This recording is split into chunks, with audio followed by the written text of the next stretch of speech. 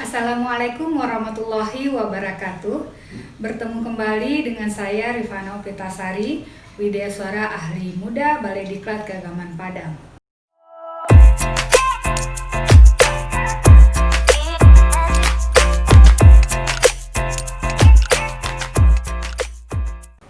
Materi yang kita bahas kali ini adalah penyusunan laporan kinerja.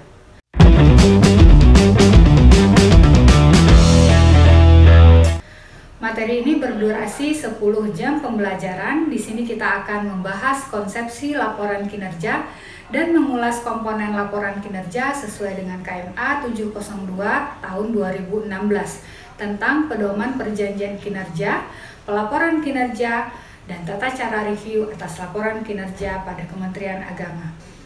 Setelah sebelumnya kita membahas tentang sistem akuntabilitas kinerja instansi pemerintah atau SAKIP dan juga perjanjian kinerja dalam bentuk perencanaan strategis, rencana kinerja tahunan, perjanjian kinerja atau PERKIN, serta pengukuran dan evaluasi kinerja, maka kita sampai pada materi terakhir yaitu penyusunan laporan kinerja. Namun sebelumnya kita akan review kembali apa perbedaan antara kinerja dan kerja. Kinerja memberikan hasil. Hasil itu disebut outcome. Sementara kerja merupakan aktivitas. Apa yang kita buat, apa yang kita sebut sebagai output. Sesuatu yang disediakan atau dibeli. Maka laporan kinerja berarti membuat laporan mengenai hasil atau outcome yang telah dicapai. Sementara laporan kerja berarti membuat laporan dengan fokus pada penggunaan input, pemilihan kegiatan, dan output yang telah dibuat. Berikut adalah dasar hukum penyusunan laporan kinerja.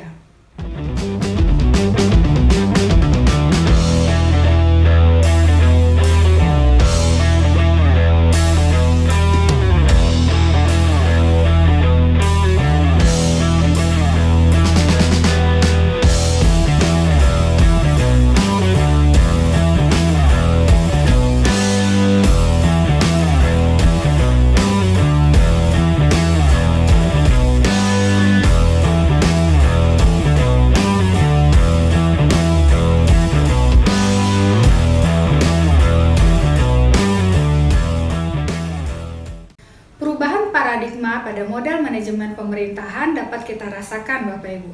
Sebelum era reformasi, pemerintah berorientasi input. Setelah era reformasi, paradigma pemerintah kemudian berubah menjadi berorientasi hasil. Paradigma berorientasi hasil ini merujuk pada KMA 702 tahun 2016 tentang pedoman perjanjian kinerja, pelaporan kinerja dan review atas laporan kinerja, serta KMA 511 tahun 2016 tentang petunjuk pelaksanaan evaluasi atas implementasi sistem akuntabilitas kinerja instansi pemerintah pada Kementerian Agama, di mana terdapat siklus yang berkesinambungan dimulai dari perencanaan kinerja, pengukuran kinerja, pelaporan kinerja, dan evaluasi kinerja.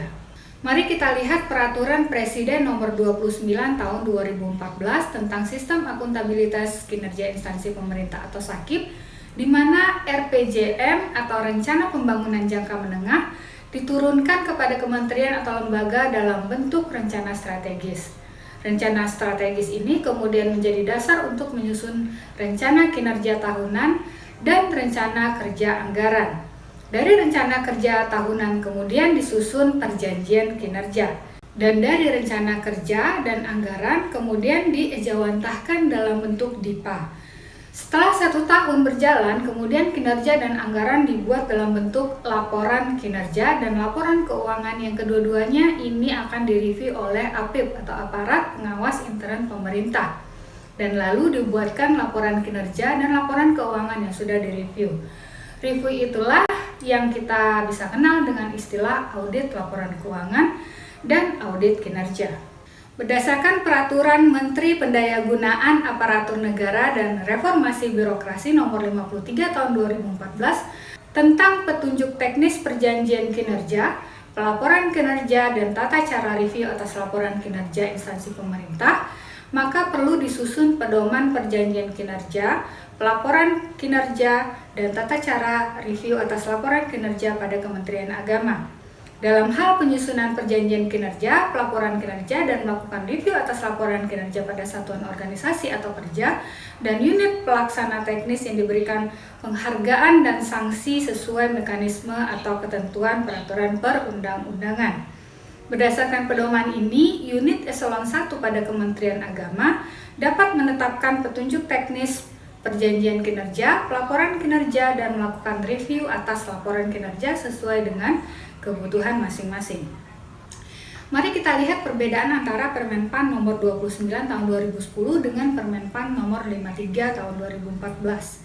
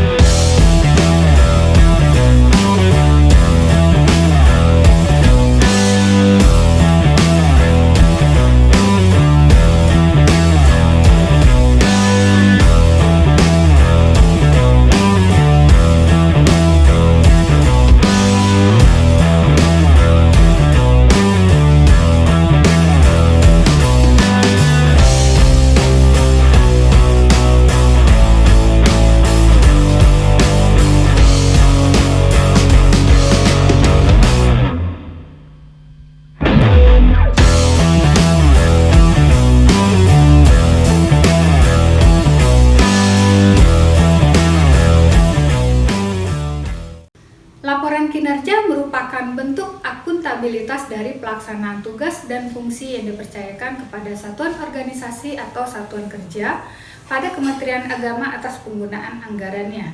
Hal terpenting yang diperlukan dalam penyusunan laporan kinerja adalah pengukuran kinerja dan evaluasi serta pengungkapan atau disclosure berdasarkan hasil analisis terhadap pengukuran kinerja.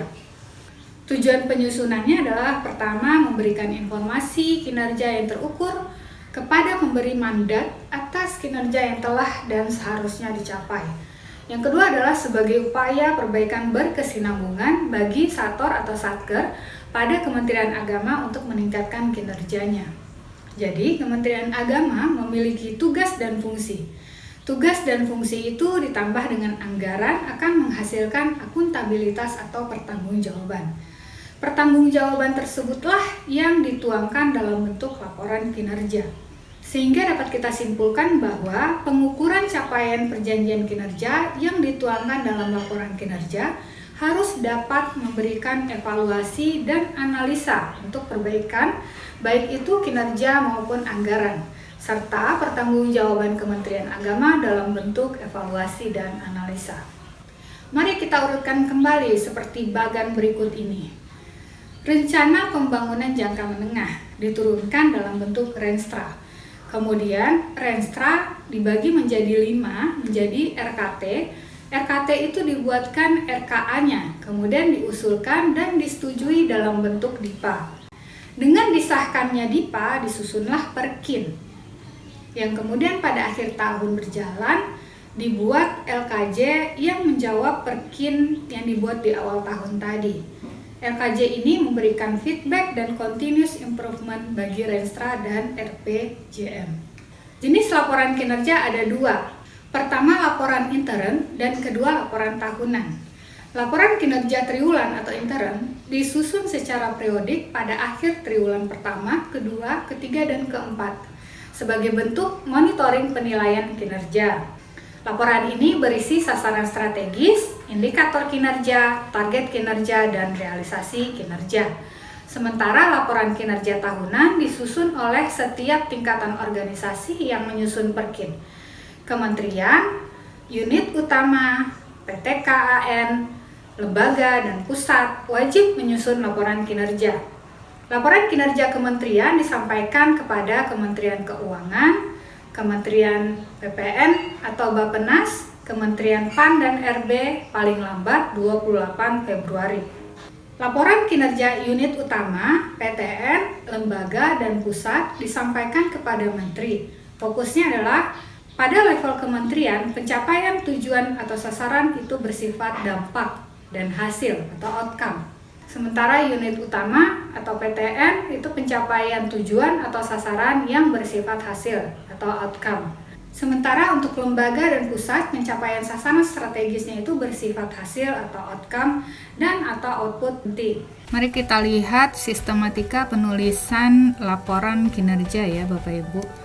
Nah, laporan kinerja itu terdiri dari beberapa unsur dan beberapa bab. Yang pertama adalah kata pengantar, kemudian ringkasan eksklusif, daftar isi, bab 1, pendahuluan. Di bagian pendahuluan ini berisi latar belakang, kemudian tugas dan fungsi, struktur organisasi, permasalahan utama atau strategic issue, sumber daya manusia, dan sistematika laporan.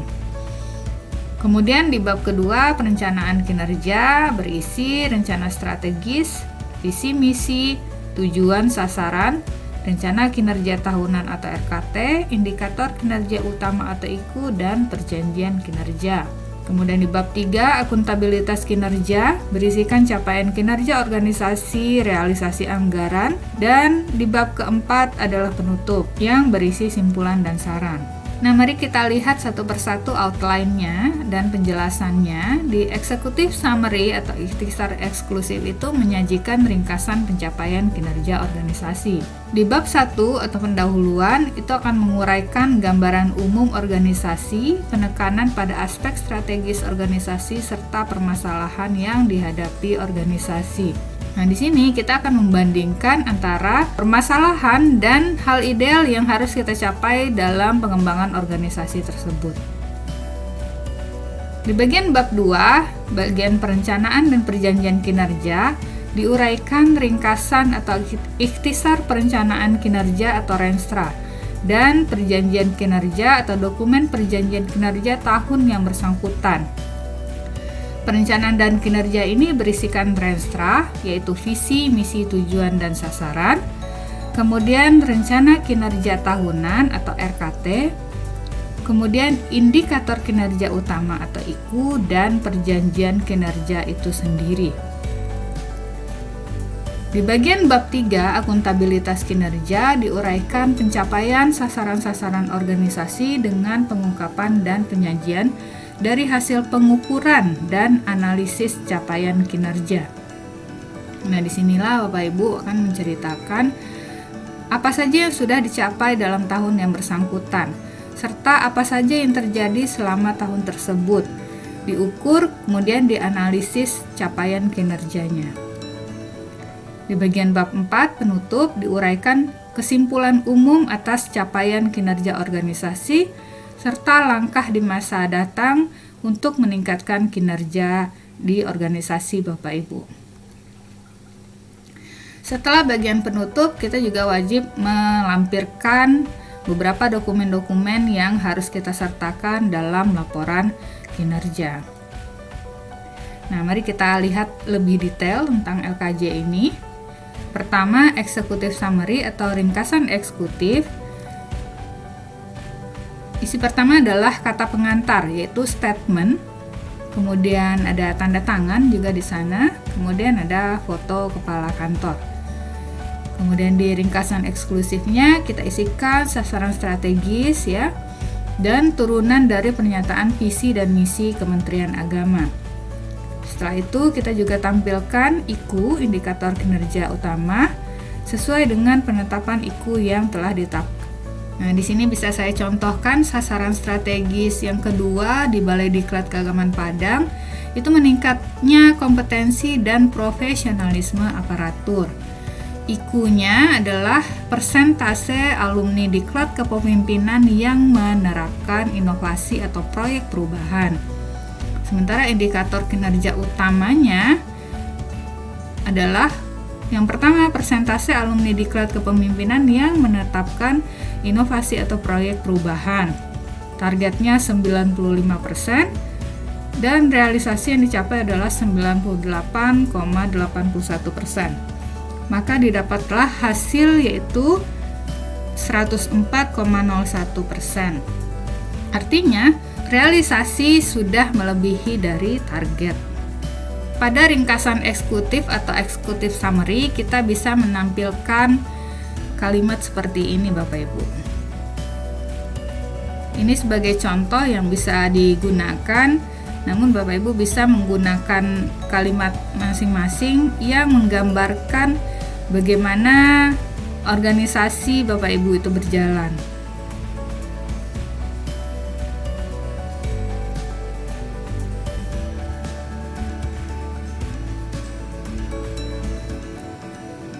Nah, di sini Bapak Ibu bisa berimprovisasi tentang executive summary ini ya. Berikutnya di bab 1 pendahuluan, berisikan latar belakang, dasar hukum, tugas dan fungsi atau peran, kemudian struktur organisasi, permasalahan utama atau isu strategis yang ada di organisasi Bapak Ibu, kemudian SDM dan sistematika penulisan. Kemudian di bab kedua perencanaan kinerja. Nah, di sini Bapak Ibu bisa menguraikan ringkasan atau ikhtisar perjanjian kinerja tahun yang bersangkutan yang terdiri dari rencana strategis, yaitu visi, misi, tujuan, dan sasaran. Kemudian rencana kinerja tahunan atau RKT yang berisi turunan rencana strategi dan indikator kinerja utama atau IKU yang memiliki peta strategi terhadap organisasi dan perjanjian kinerja yang sudah disusun di awal tahun. Pada bagian bab ketiga, akuntabilitas kinerja, kita mengisikan capaian kinerja organisasi, capaian Renstra, dan realisasi anggaran. Kita bisa lihat keterangannya, capaian kinerja organisasi itu mendefinisikan alasan atau urgensi penetapan indikator kinerja utama. Kemudian indikator kinerja itu sebagai indikator kinerja sasaran strategis yang harus ditingkatkan. Kemudian di sini capaian kinerja organisasi juga bisa diisikan membandingkan antara target dengan realisasi. Kemudian juga bisa disampaikan keterangan yang membandingkan capaian kinerja tahun ini dengan tahun lalu dan beberapa tahun terakhir. Serta Bapak Ibu bisa juga menjelaskan perbandingan antara capaian kinerja sampai tahun ini dengan target jangka menengah yang terdapat dalam dokumen perencanaan strategis organisasi. Sementara di capaian Renstra, Bapak Ibu bisa menjelaskan perbandingan capaian kinerja tahun ini dengan standar nasional jika ada. Kemudian bisa juga menjelaskan analisis penyebab keberhasilan atau kegagalan atau peningkatan atau penurunan kinerja serta alternatif solusi yang telah dilakukan. Di sini juga Bapak Ibu bisa menambahkan data pendukung berupa foto, grafik, tabel, gambar, dan pendukung lainnya. Di bagian realisasi anggarannya, Bapak Ibu bisa menguraikan realisasi anggaran yang digunakan untuk mewujudkan kinerja organisasi sesuai dengan dokumen perjanjian kinerja. Contoh uraian capaian kinerja bisa Bapak contoh seperti ini. Misalnya sasaran yang pertama adalah meningkatkan kualitas alumni diklat ya. Nah, di sini bisa awal kalimatnya berdasarkan data kinerja di atas dapat dijelaskan bahwa dari 4 indikator kinerja yang ada untuk mengukur sasaran strategis ada 2 indikator kinerja yang belum mencapai target, yaitu bla bla bla bla dan seterusnya dan seterusnya. Nah, indikator kinerja yang pertama adalah jumlah alumni diklat. Di sini saya mungkin akan menguraikan deskripsi dan alasan atau urgensi penetapan indikator kinerja sebagai indikator kinerja yang harus ditingkatkan. Kemudian saya bisa juga menjelaskan di sini uraian tingkatan capaian indikator kinerja ini dan dibandingkan dengan target tahun berjalan serta tahun sebelumnya dan periode jangka menengah atau Renstra. Kemudian saya juga bisa menjelaskan analisis penyebab keberhasilan atau kegagalan atau peningkatan dan penurunan kinerja serta alternatif solusi. Dan berikutnya saya juga menjelaskan ketercapaian indikator kinerja tersebut di atas dikarenakan adanya dukungan kegiatan bla bla bla bla bla bla gitu ya, dan seterusnya dan seterusnya. Serta di sini juga saya akan menampilkan data pendukung berupa foto, grafik, tabel, gambar, dan pendukung lainnya. Nah, ini contoh realisasi anggaran Bapak Ibu ya.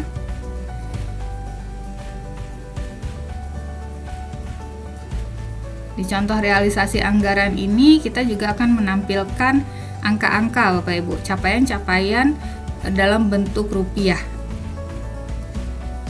Dan di sini kita juga bisa menampilkan lampiran-lampiran, baik itu perjanjian kinerjanya dan lain-lain yang bisa dianggap perlu.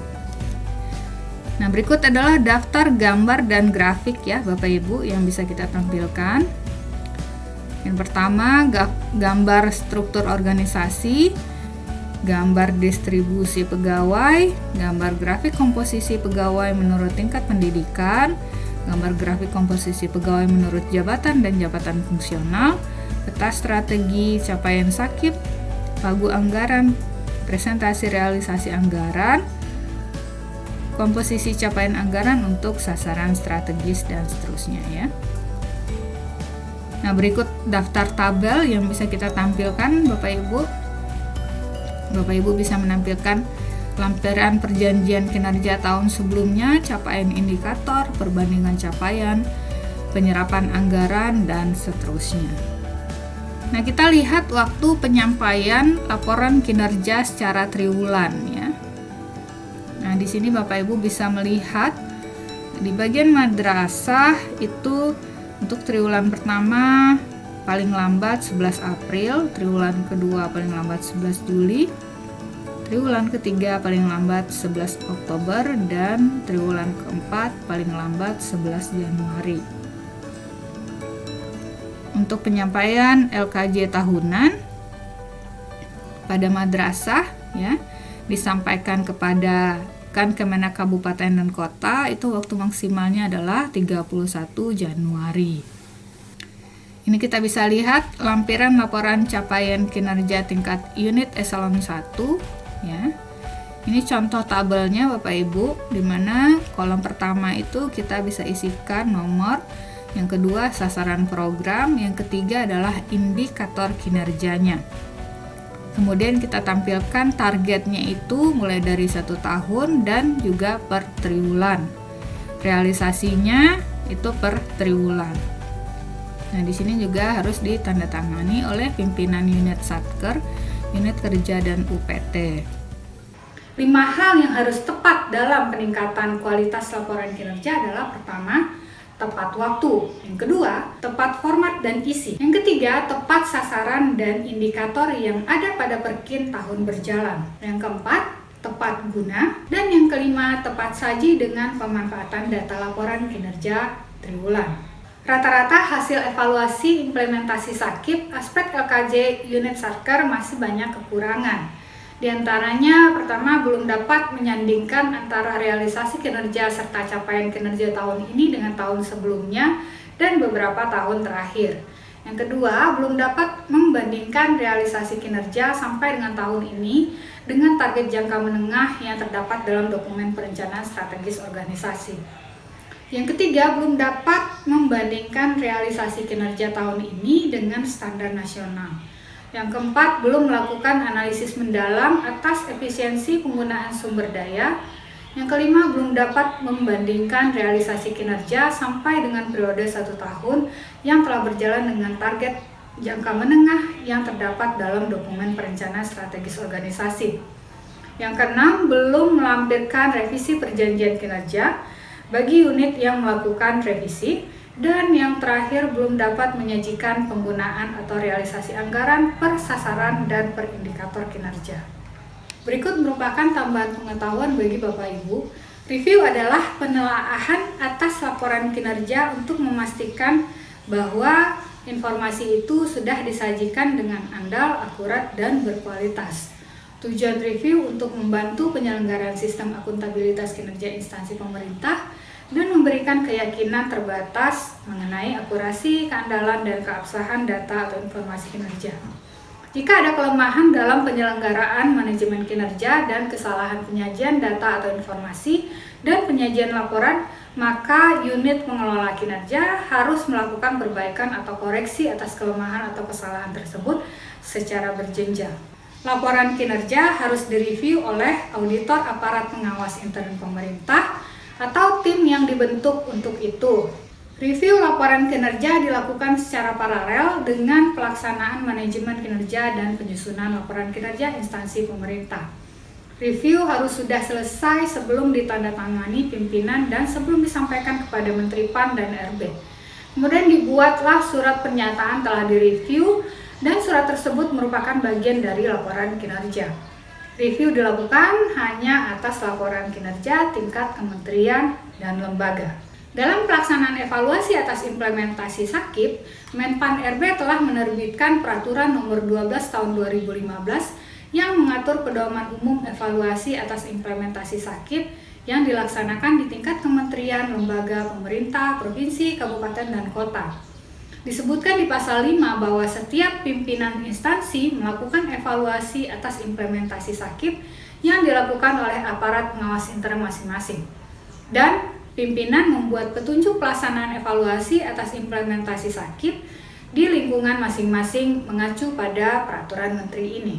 Tujuan evaluasi itu adalah untuk memperoleh informasi tentang implementasi SAKIP, memberikan saran perbaikan untuk peningkatan implementasi SAKIP, menilai tingkat implementasi SAKIP, dan memonitor tindak lanjut rekomendasi hasil evaluasi periode sebelumnya. Demikian materi kita pada kesempatan kali ini. Ada kata-kata bijak mengatakan, orang besar tumbuh bersama keputusan-keputusan besar yang diambilnya, bukan oleh kemudahan-kemudahan hidup yang didapatnya. Lana Manggala. Tetap semangat membangun bangsa dan agama. Sampai jumpa kembali. Wassalamualaikum warahmatullahi wabarakatuh.